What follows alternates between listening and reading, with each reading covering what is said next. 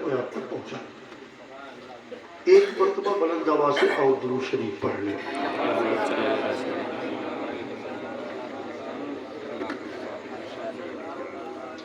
آج کی یہ محفل پاک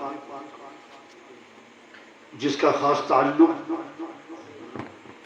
قطب ربانی، محبوب سبحانی، غوث سمدانی، شہباز لامکانی، غوث الثقلین، مجیب الطرفین، ہم غریبوں کی دستگیر، روشن ضمیر، ماہ منیر، ابر مطیر، مرکز فقیر، سیدنا سید آقائی مولائی سرکار حضور شیخ عبد القادر جیلانی غوث اعظم بغدادی سے آج ان کا ذکر پاک ہو رہا ہے، اور آج کی آخری کڑی کی شکل میں مجھ جیسے خاکسار، مجھ جیسے گناہگار کو آواز دیا گیا ہے. میں بہت مختصر سی بات کروں گا. گزارش یہ ہے کہ آپ نہایت توجہ کے ساتھ سنیں. شاید یہ ہمارے لیے ایک عظیم نصیحت ہوگی اور اس سے ہمارا بڑا فائدہ ہوگا. میں ایک شعر سے اپنی گفتگو کا آغاز کرتا ہوں کہ نعت رسول شرط ہے حمد خدا کے بعد. نعت رسول شرط ہے حمد خدا کے بعد. کیوں؟ کہ سب سے بلند ذات نبی ہے خدا کے بعد. نعت رسول شرط ہے حمد خدا کے بعد کیونکہ سب سے بلند ذات نبی ہے خدا کے بعد.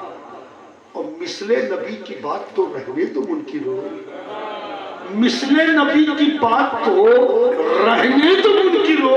ارے کوئی علی دکھا دو علی مرتضیٰ کے بعد.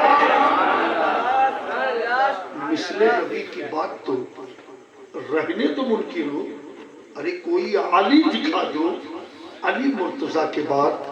اسی جذبہ محبت کے تحت ایک شعر اور سنیے کہ دامن احساس اشکوں سے بھگونا چاہیے.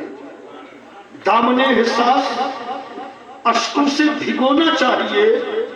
یاد جب جب آئے ان کی خوب رونا چاہیے. دامن احساس اشکوں سے بھگونا چاہیے. یاد جب جب آئے ان کی خوب رونا چاہیے. اور یا خدا ایک ایک محل جنت کے سب کو بانٹ دے. اب آپ تھوڑا سا مجھے وقت دیں. چونکہ میں دیہات میں رہتا ہوں تو میں بہت زیادہ پڑھا لکھا تو نہیں ہوں، لیکن اتنی سی بات ہے کہ قادری ہوں. میں تو کچھ بھی نہیں ہوں، لیکن جس سے منسلک ہوں وہ بہت بڑے ہیں. آدھا گھنٹہ بیٹھو. شعر میں نے آپ کو سنایا کہ دامن احساس اشکوں سے بھگونا چاہیے. یاد جب جب آئے ان کی خوب رونا چاہیے. اور یا خدا ایک ایک محل جنت کے سب کو بانٹ دے. حالانکہ ایک چیز دماغ میں آپ رکھیں کہ جنت رب کی ایک ایسی عظیم نعمت ہے. جنت رب کی ایک ایسی عظیم عطا ہے کہ جس کو حاصل کرنے کے لیے آپ مشاہدہ کرو.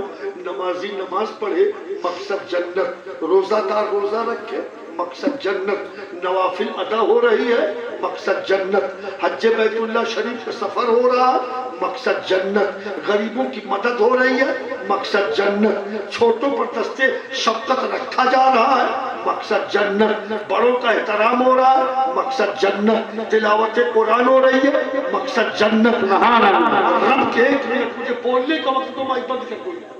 اسے بند کرو، بند کرو اسے. اب آپ بھی کوئی نعرہ نہیں لگائیں گے زیادہ، مجھے بات کرنی ہے. آپ اس کو جان لیں، یا تو آج کے بعد ہماری ہمیشہ کے لیے آپ سے جم جائے گی، اور یا تو آج کے بعد پھر یہ آمد میری آمد کبھی نہیں ہوگی. جو جلسے کا طریقہ اس طرح بناؤ نا بھائی. واپس درود شریف پڑھو.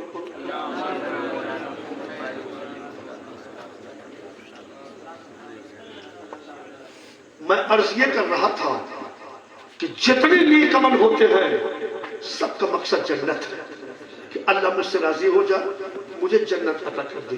نمازی نماز پڑھے، مقصد جنت۔ روزہ دار روزہ رکھے، مقصد جنت۔ مال کی زکوٰۃ دی جا رہی ہے، مقصد جنت۔ قربانی ادا ہو رہی ہے، مقصد جنت۔